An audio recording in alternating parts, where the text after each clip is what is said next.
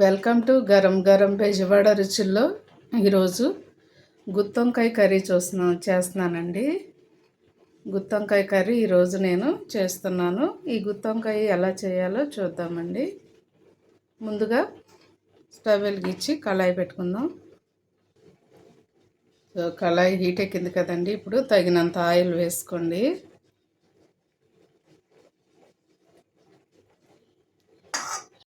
Oil heat ఎక్కింది కదండి. నేనైతే ఫస్ట్ వంకాయలు వేపుతానండి. వంకాయ కొంచెం మనము వేపుకున్నాం అనుకోండి, ఎక్కడ కూడా పచ్చి లేకుండా ఉంటుంది.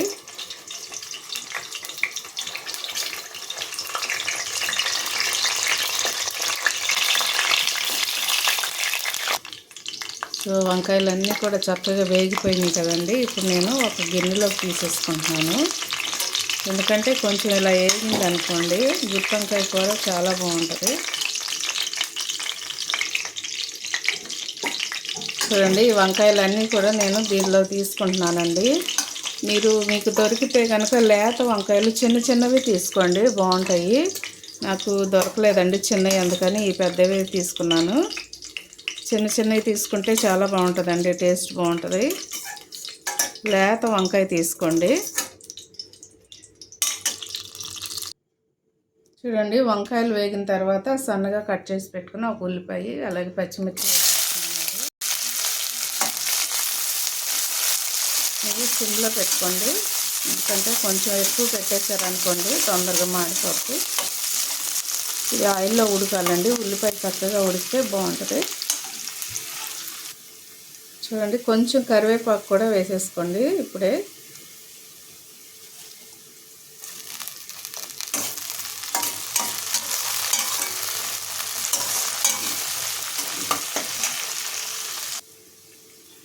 చూడండి, ఒక టమాటా, ఉల్లిపాయ అలాగే కొంచెం వెల్లుల్లిపాయ వేసుకోండి. ఎంత కూడా అక్కర్లేదు. ఎక్కువ వంకాయలు అయితే ఫుల్గా వేసుకోండి. కొంచెం అల్లం అండి. నేను మిక్సీ పట్టానండి. ఇవన్నీ కలిపి మిక్సీ పట్టాను నేను. సో అది వేస్తున్నాను ఇప్పుడు.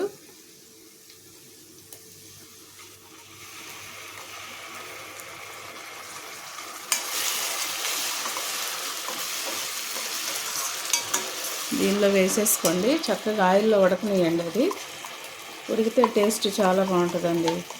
ఆయిల్లో ఎంతసేపు మగ్గితే అంతసేపు బాగుంటుంది. కర్రీ కూడా బాగుంటుందండి. ఆయిల్లో కనుక మగ్గకుండా మనం వండేసామనుకోండి, ఆ కర్రీ అసలు తినడానికి కూడా మనకి ఇష్టంగా అనిపించదు.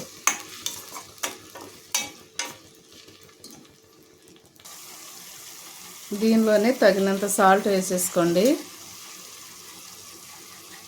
దీనిలోనే కొంచెం పసుపు కూడా వేసేసుకోండి. స్పూన్ వద్దండి, స్పూన్లో సగం వేసుకోండి, సరిపోతుంది.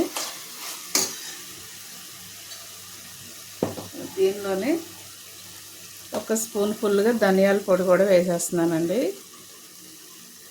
చూడండి, ఒక స్పూన్ అయితే సరిపోయిద్దండి ధనియాల పొడి. ఎందుకంటే ఎక్కువ కూర కాదు కదా. మీరు ఎక్కువ చేసుకుంటే కనుక 2 స్పూన్లు ఫుల్గా వేసుకోండి. నేను కొంచెమే చేస్తున్నాను కాబట్టి 1 స్పూనే వేసానండి. దీనిలోనే 2 స్పూన్లు పెరిగేస్తున్నానండి నేను. చూడండి, 2 స్పూన్లు వేసాను. మీరు ఎక్కువ కర్రీ అనుకోండి, ఇంకా కొంచెం వేసుకోండి. ఇంకొక 2 స్పూన్లు వేసుకోండి, సరిపోతుంది.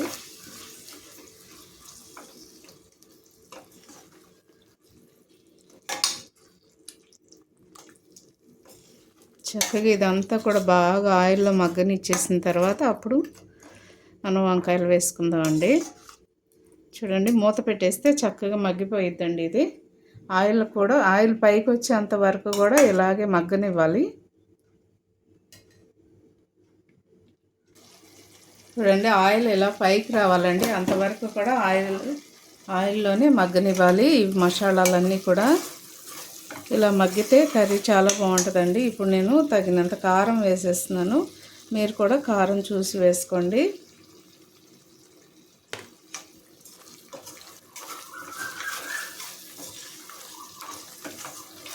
కారంలో కూడా కొద్దిసేపు ఉడకనిద్దామండి. ఇది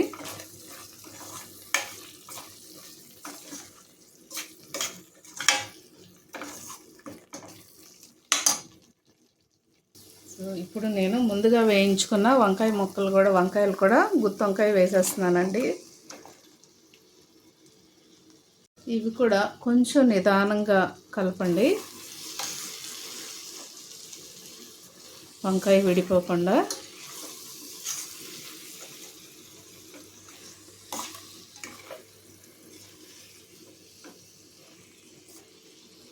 కొంచెం సేపు అలా ఉంచి మూత పెట్టేద్దామండి. తీసి మనము ఒకసారి చూద్దామండి. ఇప్పుడు నేను దీనిలో తగినంత వాటర్ పోసేస్తున్నాను. వాటర్ ఎక్కువ అక్కర్లేదండి, ఎందుకంటే ముందుగా మనం ఆయిల్లో వేయించుకున్నాం కదా. వాటర్ తక్కువే వేసుకోండి, చూసేసుకోండి.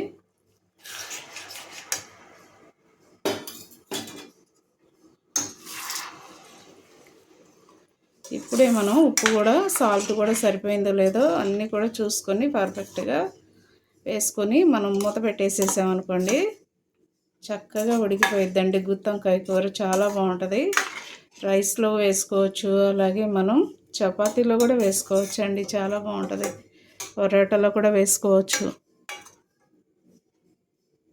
అప్పుడు మనం ఒకసారి స్టవ్ ఫుల్ పెట్టేసేయండి. ఇప్పుడు దాకా మనము సిమ్లో పెట్టుకున్నాం కదా, ఇప్పుడు మనం ఫుల్ పెట్టేసుకొని కొద్దిసేపు మరిగేటప్పుడు మళ్ళా మీడియంలో పెట్టేసుకుందాం.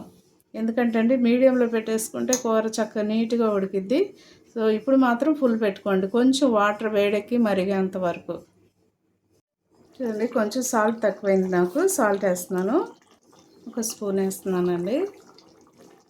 అందుకని సాల్ట్ ఇప్పుడే చూసుకున్నాం అనుకోండి, చక్కగా ఈ వంకాయలకు కూడా సాల్ట్ పర్ఫెక్ట్గా పడుతుంది. అందుకు తినేటప్పుడు వంకాయ మనకి టేస్ట్ బాగుంటుందండి. అందుకే అన్నీ కూడా ఒకసారి చూసేసి మూత పెట్టేసామంటే చక్కగా మగ్గిపోతుంది. చూడండి, ఇప్పుడు బాగా మరుగుతుంది కదా, ఇప్పుడు మీడియంలో పెట్టుకోండి స్టవ్. చూడండి, కూర ఇలా చక్కగా ఆయిల్ పైకి రావాలండి, అప్పుడే ఏ కూర అయినా కూడా టేస్ట్ బాగుంటుంది. సో ఇలా చేసుకోండి, ఒక గుత్తి వంకాయ తప్పకుండా ట్రై చేయండి, ఇలాగా చాలా బాగుంటుందండి. ఇంకా జస్ట్ 2 నిమిషాల్లో మనం స్టవ్ కట్టేసుకుందాం. చూడండి, నేను కర్రీ రెడీ అయిపోయిందండి. కొంచెం కొత్తిమీర వేసేసుకొని స్టవ్ కట్టేసుకుందాము.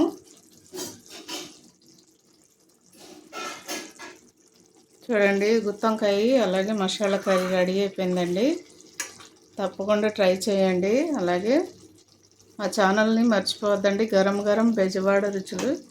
సబ్స్క్రైబ్ చేయని వారంటే సబ్స్క్రైబ్ చేయండి, షేర్ చేయండి, లైక్ చేయండి. Thank you.